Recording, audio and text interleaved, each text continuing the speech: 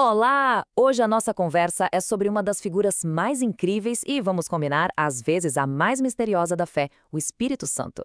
Mas olha, a ideia aqui não é entrar em teologias super complexas. Pense nele de um jeito diferente, como um guia pessoal, sabe? Uma presença real que vive dentro da gente, pronta para nos direcionar, consolar e, de verdade, aquecer a alma.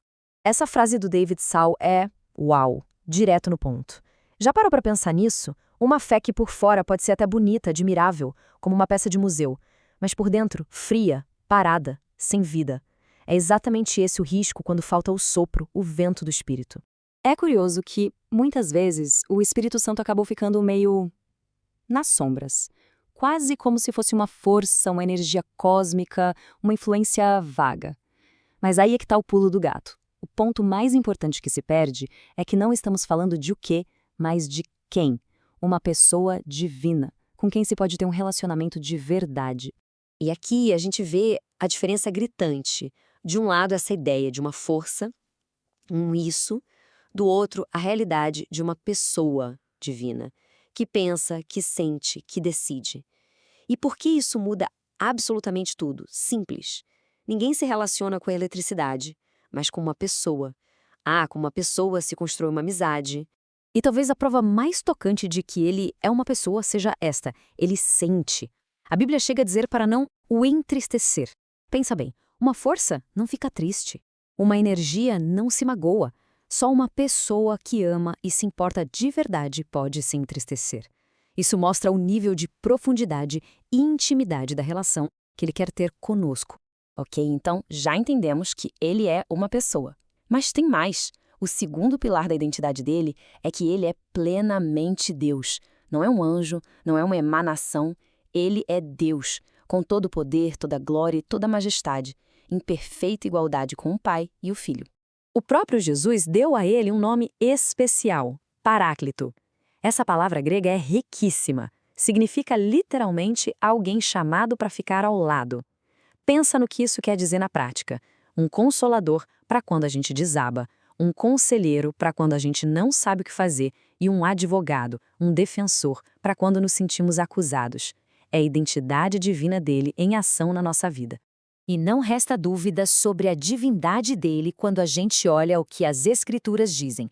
Atribuem a ele qualidades que só Deus tem. Ele é eterno, ou seja, não teve começo, é onipresente, está em todos os lugares ao mesmo tempo, onisciente, sabe de tudo e onipotente, tem todo o poder.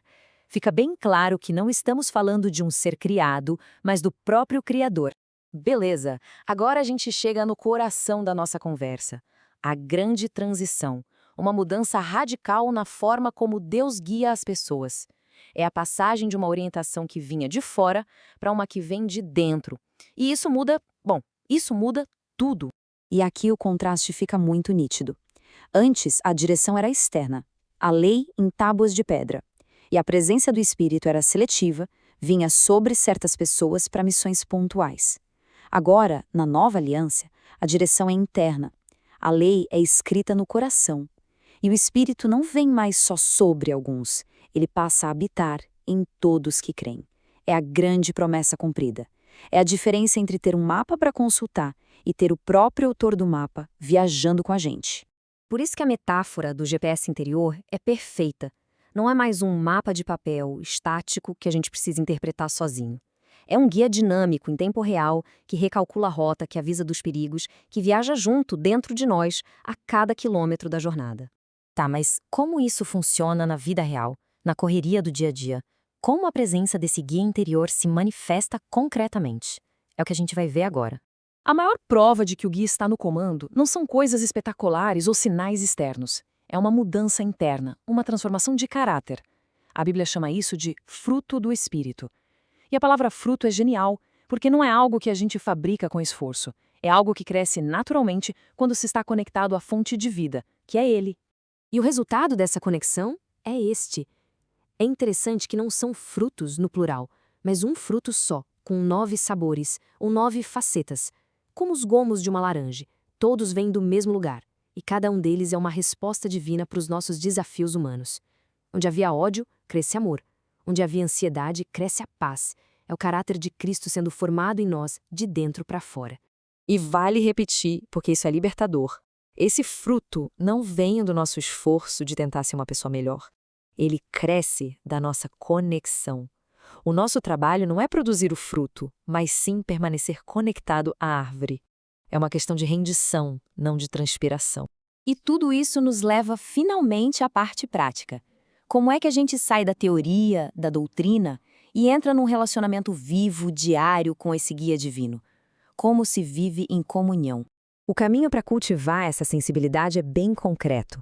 Começa com algo simples, conversar, falar com ele durante o dia como se fala com um amigo. Depois, o desafio de ouvir, de criar espaços de silêncio para poder perceber a sua voz suave. Em seguida, a coragem de obedecer naqueles pequenos toques e direções. E, por fim, a decisão de honrar a presença dele, evitando que a gente sabe que o entristece. É um ciclo de amizade.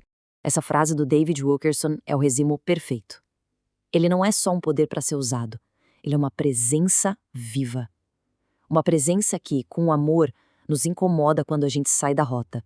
E que, com a mesma intensidade, nos consola e nos levanta quando a gente tropeça. Ele está sempre lá. E assim, a gente termina com a pergunta que realmente importa.